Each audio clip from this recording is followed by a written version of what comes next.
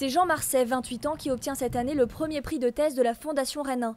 Ce lauréat a un parcours atypique. Après son diplôme d'ingénieur de l'école polytechnique, il a décroché un master en hydrologie à l'université Paris 6 avant de faire sa thèse à Rennes 1 UMR Géosciences. Il s'est penché sur la question de la durée de présence de l'eau dans les différents sols et les conséquences qui en découlent. Ce temps de résidence de l'eau, le temps qu'elle va séjourner dans ce bassin versant, c'est essentiel évidemment pour les questions de qualité de l'eau.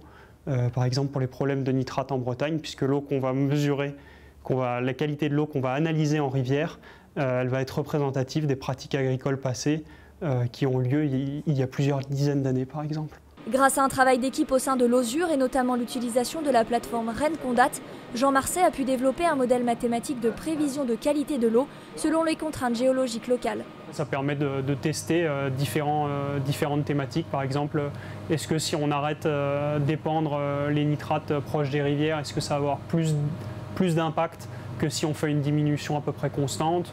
Est-ce qu'on a des bassins versants qui sont plus sensibles à la pollution que d'autres?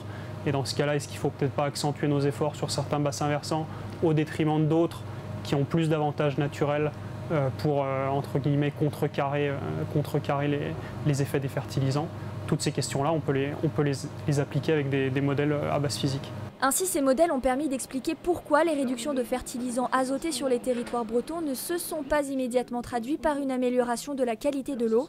La thèse de Jean Marcet est un travail sur les équilibres hydrologiques. C'est aussi cette question des équilibres sur la ressource et leur exploitation que nous travaillons avec les partenaires locaux, notamment Rennes Métropole, la collectivité eau du bassin rennais, la société d'exploitation des eaux, SPL, avec laquelle nous avons monté une chaire d'études, la chaire eau et territoire, avec la fondation l'Université de Rennes.